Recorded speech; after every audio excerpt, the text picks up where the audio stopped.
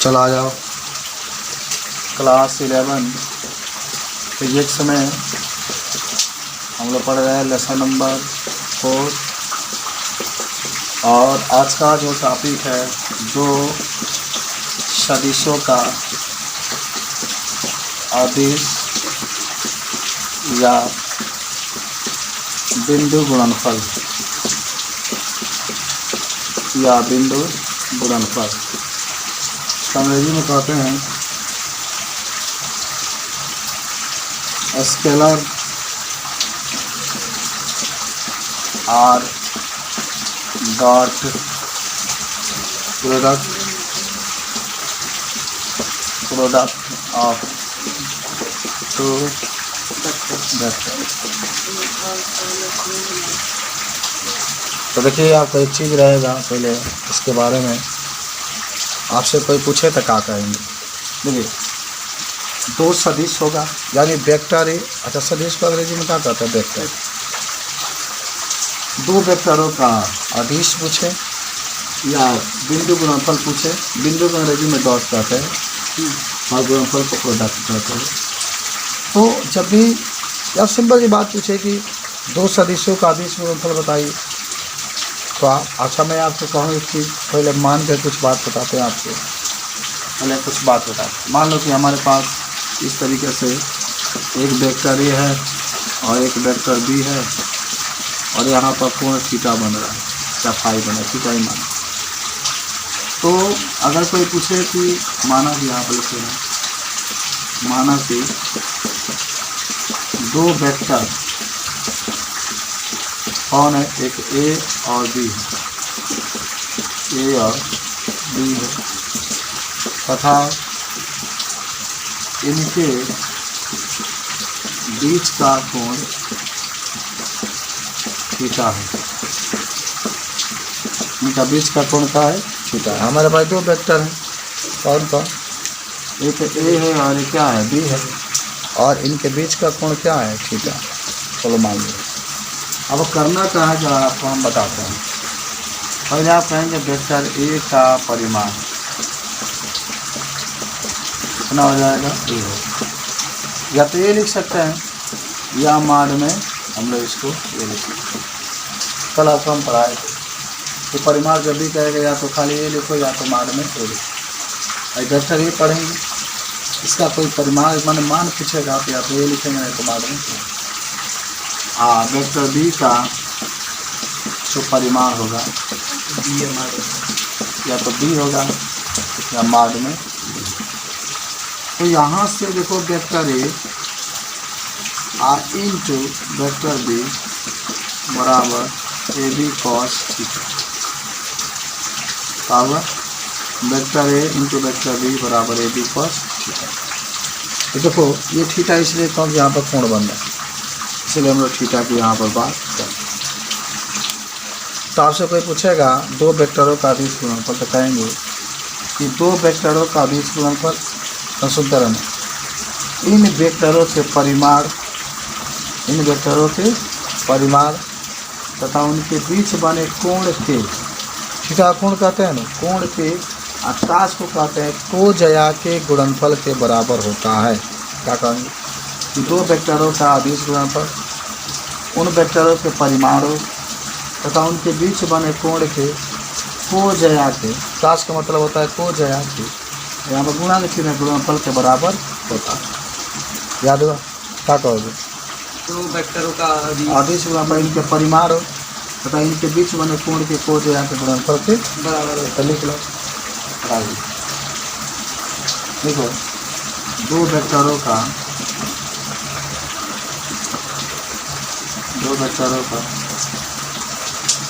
अदिश गुणनफल उनके परिमाण उन वेक्टरों के परिमाण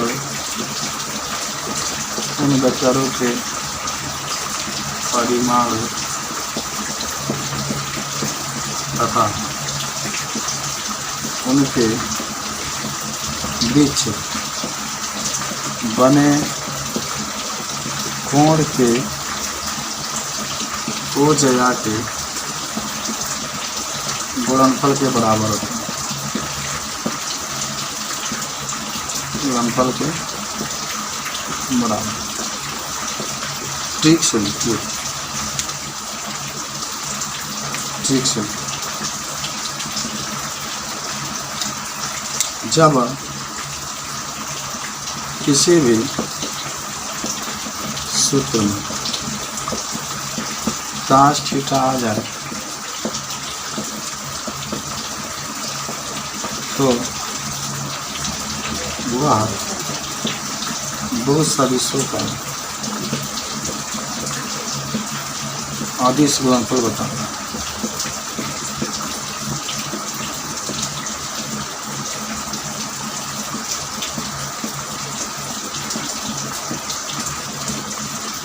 ठीक है, जब किसी भी सूत्र में क्या आ जाए, cos थीटा आ जाए तो हमेशा दो सदिशों का अदिश गुणनफल क्या करता है, बताता है। ठीक है, आप इसको गुलाम नहीं बनेंगे। ये ट्रिक से, इस सूत्र से ही पता चलेगा कि दो सदिशों का अदिश गुणनफल उनके परिमाण तथा उनके बीच बने कोण के दो जगह के गुणनफल के बराबर होगा। आप देख रहे हैं, देख करके बता सकते हैं। और जब किसी भी सूत्र में cos थीटा आ जाए तो समझिएगा कि दो सदिशों का अदिश गुणनफल हुआ पता। ये महत्वपूर्ण सूत्र है, इसी का प्रयोग करके हम लोग हल।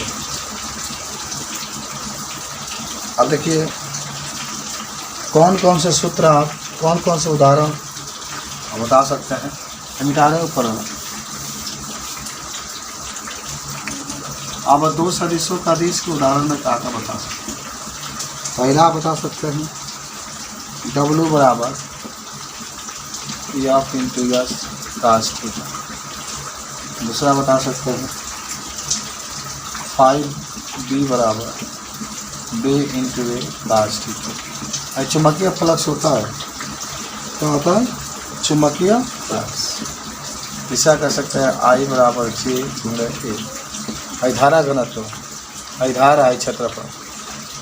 ठीक है, ये सब आपके जो होते हैं, ये आपसे कोई पूछे इसके बारे में बता सकते हैं। याद हो, आपसे कोई पूछा जाता है कि दो सदिशों के अदिश गुणनफल के उदाहरण बताइए, तो आप जो भी सूत्र लिखेंगे, एक मिनट यहाँ पर आप एक बिंदु देख करके पास, तो जिसमें भी cos थीटा आ गया समझिए अदिश गुणनफल है। जैसे कार्य है, ये कार्य बराबर बल गुणे दूरी इंटू cos थीटा। तो बल भी अदिश राशि है, दूरी भी क्या है, अदिश राशि। ये चुंबकीय फ्लक्स है, फाई भी बराबर B इंटू ए cos थीटा। तो फाई भी चुंबकीय फ्लक्स है, आप 10th में पढ़े थे। B को चुंबकीय क्षेत्र कहते हैं, A को क्षेत्रफल कहते हैं। और जब cos आ गया तो ये भी कहा जाएगा अदिश। I है, I को हम लोग धारा कहते हैं, J को हम लोग धारा घनत्व कहते हैं, A को क्षेत्रफल कहते हैं। cos आपका आ गया तो ये भी कहा होता है अदिश। दिक्कत, अदिश गुणनफल की परिभाषा भी जाने, अदिश गुणन के कुछ एग्जाम्पल भी देखें। तो हम लिखते हैं, आप अदिश गुणनफल के गुण, कुछ गुण लिखते हैं। अदिश गुणनफल के गुण, अदिश गुणनफल के गुण। तो पहला तो यही लिख लेना, अदिश गुणनफल का मान धनात्मक, शून्य और ऋणात्मक।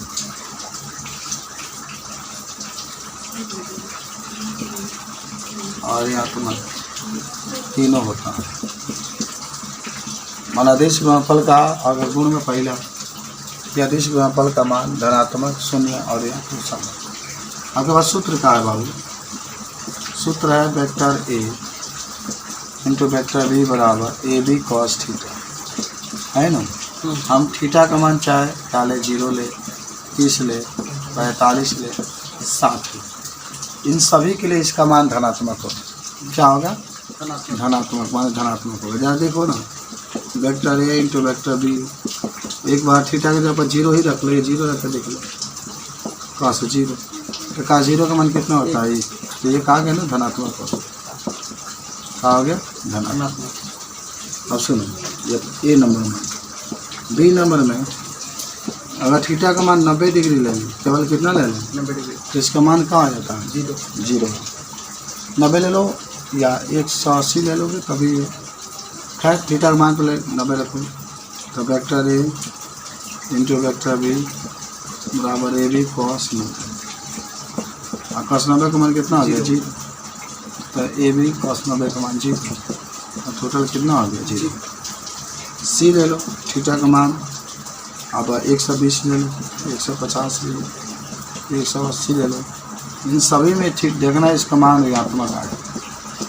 क्या आएगा? ऋणात्मक। रख के देखिए, vector A into vector B बराबर ए बी, यहाँ cos 120 हो, तो ए बी cos 120 का मान माइनस का लिमिट, जैसा अगर तुरंत 180 बटा तो माइनस 1/2 हो जाएगा। हाँ 1/2, और माइनस ए बी बटा 2 आ गया, मैंने माइनस आ गया तो क्या हो जाएगा? ऋणात्मक। क्या हो गया? ऋणात्मक।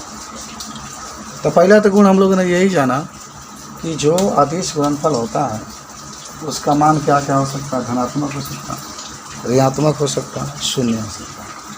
वो थीटा का मान जब हम लोग 0 लेंगे, पहले तो धनात्मक की बात करिए तो 0 लिए, 30 लिए, 45, 60, इतना मान जब लेंगे आप जानते होंगे का 0 का मान 1, cos 30 का मान करने में 3/2, cos 45 का मान 1/2, cos 60 का मान 1/2, सब धनात्मक। आई 90 आप देख ही रहे हैं, तो 0 मान एक कंडीशन 90 पर 0 ही होता है, 90 रख दिया 0। 120, 150, 180 इसको रखेंगे तो ऋणात्मक होता है, तो ऋणात्मक आप करके निकाल, इसको नोट कर लो, कर भी लिया हूँ। माने 0 पर, 30 पर, 45 पर 60 पर धनात्मक होगा। ठीक है, आ जाओ, अब हम आपको बताते हैं कि स्केलर गुणनफल क्रम विनिमय नियम का पालन करता है। समझ रहे बात को? किसको पालन करता है? क्रम विनिमय नियम का पालन करता है। ये रखिए, पहला गुण आपका याद हो गया, और दूसरा गुण यह क्रम विनिमय नियम का पालन करता है। यह क्रम विनिमय नियम का पालन, यानी vector A into vector B है, वेक्टर बी इंटू वेक्टर, इस तरीके से आप कह सकते हैं कि ये क्रम विनिमय नियम का पालन करता है। बात समझ में आई? यानी vector A into vector B बराबर वेक्टर बी इंटू वेक्टर, अदला बदली कर दोगे ना, यही क्रम विनिमय नियम होता है। याद हुआ कि जो आपके पास अदिश गुणनफल है, ये क्रम विनिमय नियम का क्या करता है? पालन करता है। Vector A into vector B है ना, तो vector B into vector A भी हो जाएगा। हाँ, याद करना ना, क्रम विनिमय क्रम बदल देते हैं। तीसरा में नियम में लिख लो, तीसरा यह विपरीत नियम का पालन करता है। यह विपरीत नियम का पालन करता है। ये विपरीत नियम का क्या करता है? पालन करता है। देखो कैसे,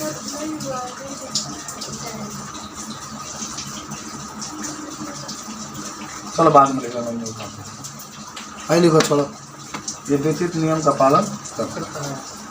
तो वेक्टर ए लिख लो यहाँ पर, और यहाँ पर ए बी प्लस सी लिख लो। तो जब गुणा करोगे यहाँ ना, तो vector A into B plus vector A into C, इसका भी माने पालन करते हैं। ये विपरीत नियम होता है, देख लेना ध्यान से। यदि हम लोग वेक्टर ए लिख लें बी प्लस सी, और यहाँ तो जब गुणा कर देंगे सभी में, तो vector A into vector B plus vector A into vector C, ये विपरीत नियम होता है। तो ये विपरीत नियम का भी क्या करता है? पालन करता है। कौन पालन करता है? जो क्रम विनिमय नियम आप देख रहे हैं, ये पालन करता है। ठीक है, अच्छा आ जाओ, अगला लिख लेना कि जब दो वेक्टर परस्पर लंबवत होता है तो इसका मान शून्य होता है, तो इसका मान शून्य होता है। ठीक है, देख लो, जब दो वेक्टर लंबवत होते हैं तो इसका मान शून्य। अब मिटा देते हैं नीचे वाला। ये कुछ मुख्य मुख्य बातें आपकी थी जो मैंने आपको बताया कि जब दो वेक्टर लंबवत होते हैं तो इसका मान शून्य होगा।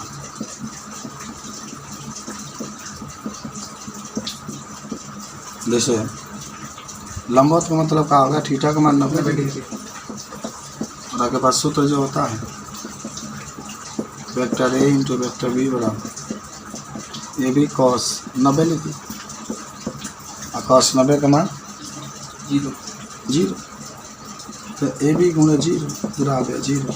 इसीलिए कह रहे हैं कि जब दो वेक्टर लंबवत होंगे तो इसका मान क्या होता है 0। क्यों 0 होगा, क्योंकि जब दो वेक्टर लंबवत होते हैं थीटा का मान 90, लंबवत करेगा तो थीटा का मान 90। तो आप सूत्र पढ़े होंगे ए बी कॉस थीटा, जब 90 लिखा जाएगा, कॉस 90 का मान 0, जब गुणा करेंगे तो 0। हाँ, जब दो वेक्टर लंबवत होंगे तो इसका मान क्या होता है 0।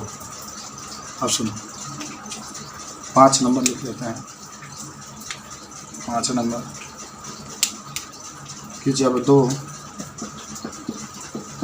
वेक्टर समांतर हो तो इसका मान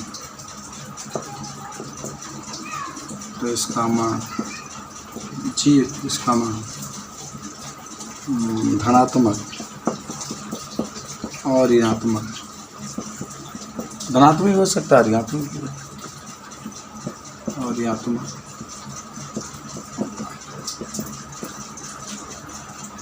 वेक्टर तो इसमें क्या होगा ना, समांतर में थीटा का मान या तो 0 होगा या तो थीटा का मान 180 होगा। समांतर में देखो वेक्टर ऐसे, एक वेक्टर ऐसे है ये, जब ऐसे वेक्टर होंगे तो 0 डिग्री होगा, एक ही दिशा में चलेंगे। ठीक है, वेक्टर ऐसे जा रहा है, एक वेक्टर ऐसे, यहाँ पर 180 डिग्री होगा। विपरीत दिशा में होंगे तो 180 डिग्री होगा, समान होंगे तो 0 डिग्री। तब इसी सूत्रों में भर देते, तो A B vector A into vector B बराबर ए बी कॉस, अगर 0 रखते हो तो कॉस 0 को मानते 1 हो जाए, खाली ये भी हो जाए। ए नंबर बी नंबर में भी vector A into vector B A B cos 180 रखते हो तो कॉस 180 को मान -1 फिर यहाँ। तो जब दो वेक्टर समांतर होंगे तो इसका मान क्या हो सकता है, धनात्मक भी हो सकता है, ऋणात्मक भी हो सकता है। जब दोनों एक ही दिशा में होंगे तो इसका मान कैसा होगा, धनात्मक, और जब विपरीत दिशा में होंगे तो इसका मान कैसा होगा, ये चीज़ होगा। कोई दिक्कत नहीं, कोई दिक्कत है, देख लो एक ही दिशा में है तो इसका मान 0, विपरीत में होंगे तो 180, जब 180 लेंगे तो इसका मान -1 और 0 लेंगे तो क्या होगा प्लस। ठीक है, बता गया। और कुछ और इसके रूल हैं, हम इसको नोट कर लेते हैं, ट्रिक है, याद रखते हैं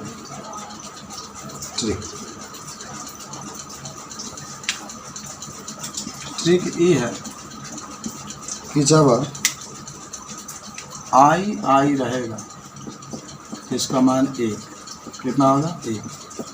जब जे रहेगा, कैट का चिन्ह है इसका, तो इसका भी मान 1, और जब के रहेगा तभी मान 1। जब आई और जे रहेगा तो 0, जब आई और के रहेगा तभी 0, जब जे और के रहेगा तभी 0। ये बात आती क्या आपने देखा कि जब सेम रहे, यानी जब आई रहेगा तभी इसका मान 1, जे रहेगा तभी 1, के रहेगा तभी 1, आई जे माने अगर अलग आ गए, कहाँ आ गए, अलग अलग आ गए, जैसे आई और जे आ गया तो इसका मान 0, और आई और के आ गया तभी 0, जे और के आ गया तभी। जब अलग अलग रहेंगे तब 0 होता है, जब सेम रहेंगे तो इसका मान 1 होगा।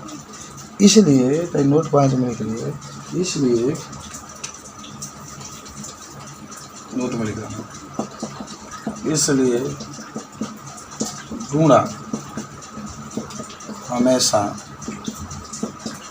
आई के साथ आई के साथ आई का गुणा करते हैं, जे के साथ जे का गुणा करते हैं, के साथ के का गुणा करते हैं। ये जरूर आप याद रखेंगे, इम्पोर्टेंट है। आई के साथ आई का गुणा करेंगे, जे के साथ जे का गुणा करते हैं और के साथ के का गुणा किया, क्योंकि आई जे के साथ गुणा करने की ज़रूरत है नहीं। आई के साथ जे का गुणा करेंगे, जे के साथ के का गुणा करेंगे तभी इसलिए आई के साथ आई का गुणा, जे के साथ जे का गुणा, के साथ के का गुणा कर दिया। सब आपको याद हो जाएगा।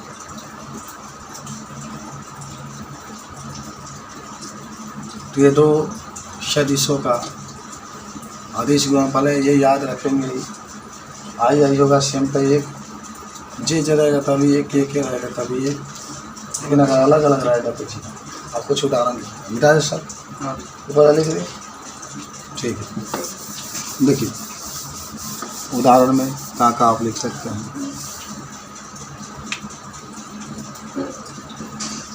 मान लीजिए कि आपको दिया है कि वेक्टर ए बराबर 2i प्लस 3j प्लस 4 के ऊपर कैप के चिन्ह लगाएंगे, और वेक्टर बी बराबर 2i प्लस 5j प्लस 6। तो कहाँ निकालना है? Vector A into vector B, vector A into vector B का मान होगा। तो इसका मतलब क्या होता है ना, बिंदु गुणनफल। अगर बिंदी दे दिया है, हालांकि अभी सदिश गुणनफल पढ़ेंगे तो उसमें क्रॉस आएगा, लेकिन बाद में आएगा। और हम जिसकी बात करें उसकी बात करें, vector A into vector B का मान निकालना। तो बताओ मुझे, vector A into vector B कहेगा तो ए की जगह पर जगह ए वाला है ना, तो एक वाला ही पूरा मान भर लो, 2i 3j 4 के बिंदु दे दो, 2i 5j 6। रूल क्या कहता है कि आई के साथ आई का गुणा करना, तो आई के साथ आई करोगे तो 2i के साथ 2 का गुणा करो। आई के साथ आई करना था 4, छोड़ दो, आई एक हो जाएगा।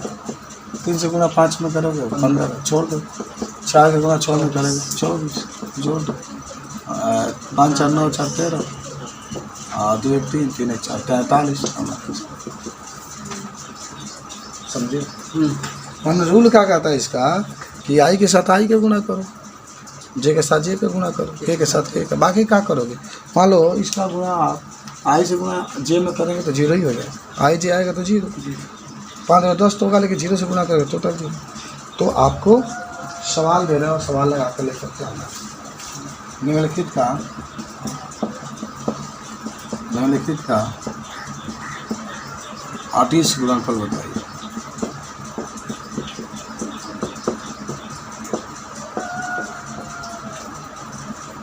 पहला लिख लो, वेक्टर ए बराबर 2i 3j 4, वेक्टर बी बराबर 6i 5।